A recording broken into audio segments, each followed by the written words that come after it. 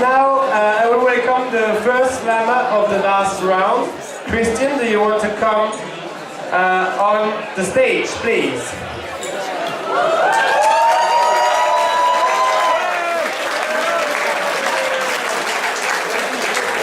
Okay, Christian, I want to ask you if this is your first slam. Yeah. It's your first slam. And my other question would be, this hat, I know it. It's the hat that we French people used when we were like in Vietnam. It was not very glory. We were very bad colonizers. We fail in everything we do anyway. Except the Eiffel Tower was quite good. Christian, why do you do the best job in the world? Because I'm lucky to travel a lot, and especially in winter it's really nice to go in the tropics. So when you work on diseases that only occur in warm places, it's actually cool. And I think we do a lot of really cool stuff, and it's pretty useful in the end. So you travel a lot with your job? Did I get it right? You're an epidemiologist. I'm an epidemiologist, yeah. Ah, I forgot an I. Well, you laugh, just say it. Think of epidemics. Yeah, okay. Epidemiologist. I know what it does, but I didn't know how to pronounce it. Christian, are you ready? Do you have your pointer? Do you think the slides are right? Does it look like the right version?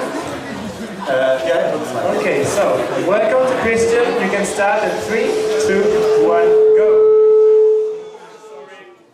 Okay. Good evening, Zurich.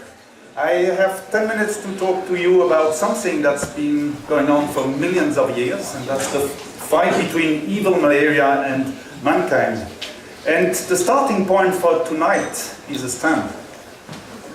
Wow. A stamp, when you make it on a stamp with a topic, then you are mainstream, okay? Then in the country, everybody knows about what you're talking about. And this is a stamp depicting malaria carrying mosquito. So it's a stamp from 1962. So 1962, everybody in Switzerland knew about malaria and how important it is to do something about it. And not only Switzerland, but also in Italy, in Germany, in England, and you see G.F. Kennedy here, who was also encouraging people in America to do something about that.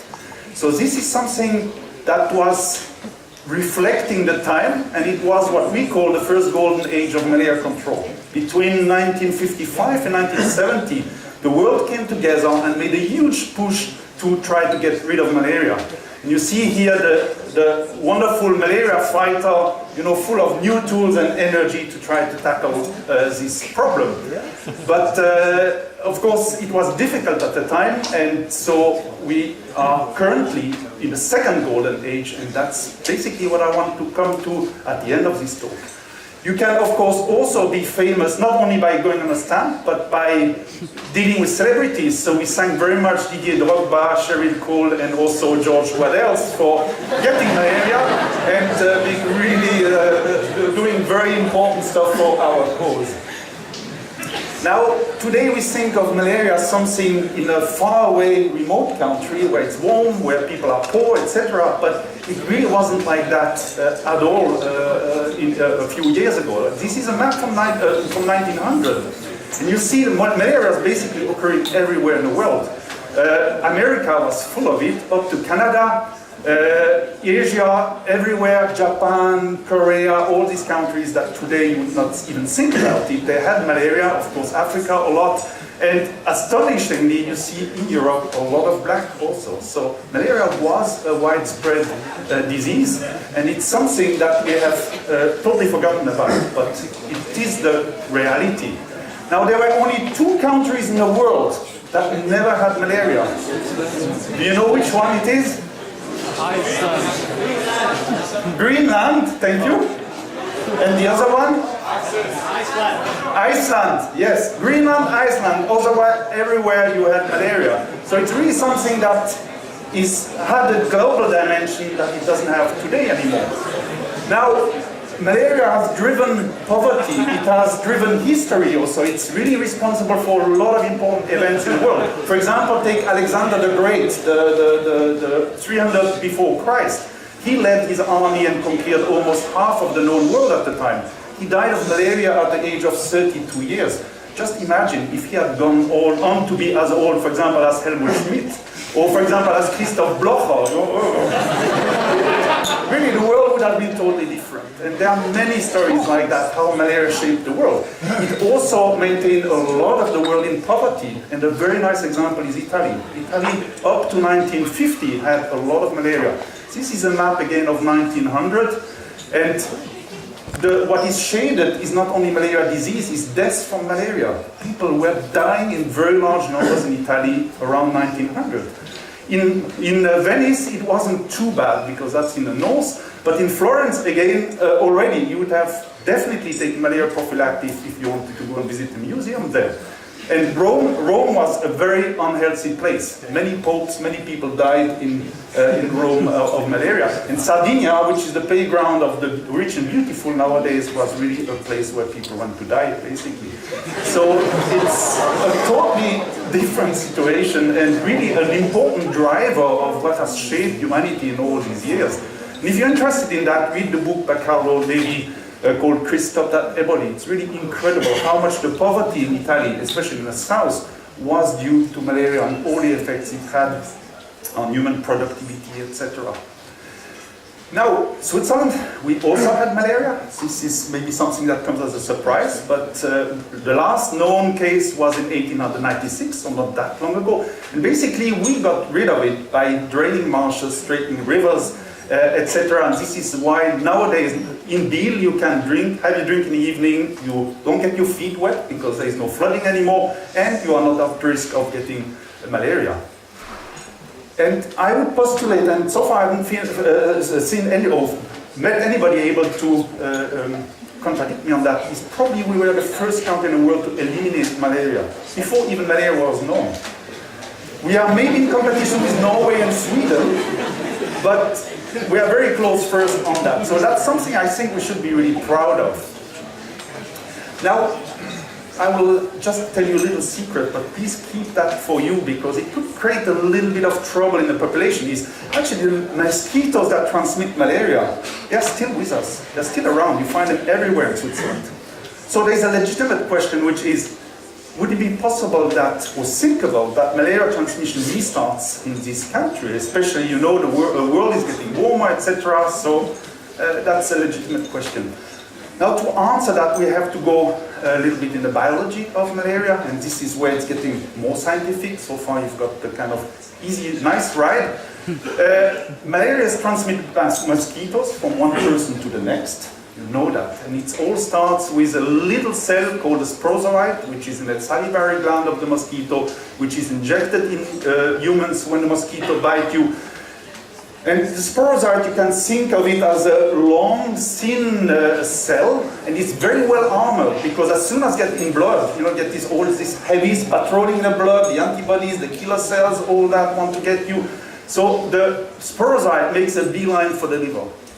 Liver is a nice, quiet place, and you know raw liver is really good as a food source, so the parasite can grow there nicely, and it starts multiplying. So it's kind of dividing in two, hello, hello, yes, and then it divides in four, hello, hello, hello, hello, and then it continues dividing up to really then it's getting a little bit of a cramped place, and the cell explodes, and all these little parasites now, they go and take a ride on a red blood cell. Red blood cells are cool places.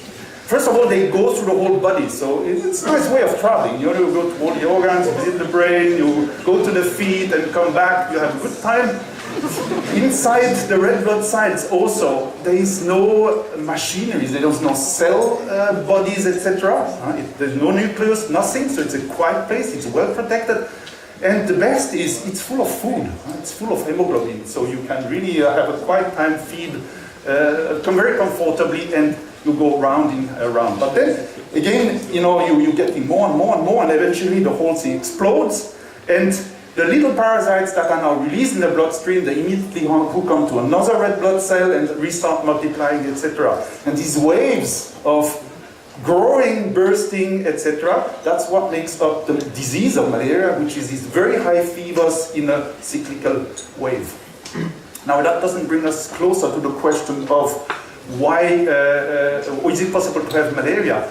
Well, it's only after about 7 days that another stage of the parasite is developed, called the gametocytes. And these are the only stages that are infectious to the mosquito.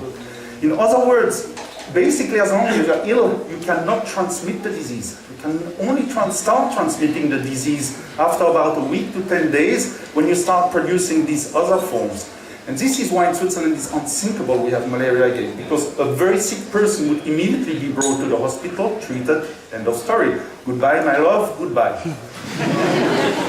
This, by the way, is not the same for viruses. So we have an invasion of the tiger mosquito in Switzerland, and this is something that will come to haunt us because viruses such as chikungunya and dengue, here you are infectious before you are sick, and that's bad.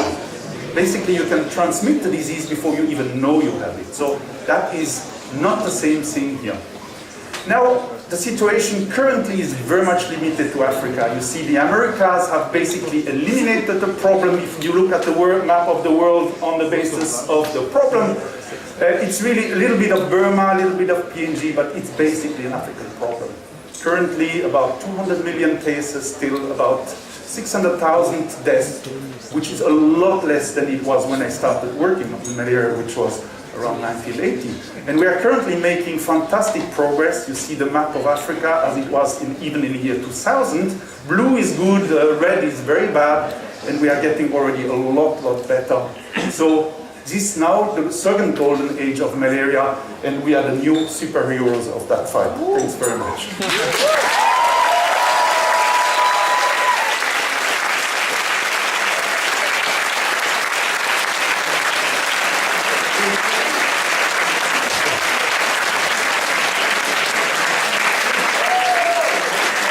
Thanks so much. This is exactly what we maybe imagined when we want to go to a science slam. It's incredible what you just pulled. I mean, I didn't know nothing about it. Now I have the feeling I understand a bit better what you are doing, what the fight is about. The malaria is not even a virus, which I didn't know. I mean, did you know it? Come on. No, you did not. It was incredible. Thanks so much. I'm so happy.